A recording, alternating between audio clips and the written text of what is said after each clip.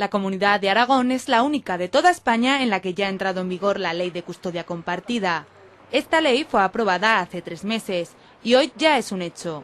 Ambos progenitores tendrán los mismos derechos en la educación de sus hijos. Pues significa todo porque a partir de una mensajería por reconocer un derecho tanto de los niños como para los padres, una igualdad evidente. Mis hijos están traumados ahora con lo que le están haciendo a mis hijos. Yo necesito, digamos, que siquiera que me dejen ver a los niños, porque los niños necesitan estar conmigo. Es muy importante esta ley porque al final vamos a conseguir que los niños, por lo menos ahora en un principio, todos los niños aquí en Aragón, tengan el padre y tengan la madre en igualdad de condiciones que hasta la fecha, con la ley antigua de ayer, que estaba en vigor ayer, no lo tenían. La Asociación de Padres Aragoneses en Acción, principales promulgadores de esta ley, se han concentrado y han leído un manifiesto en el que han dado la bienvenida a la normativa, pero al mismo tiempo han vuelto a criticar que la aplicación de dicha norma sea de ámbito autonómico y no de ámbito estatal.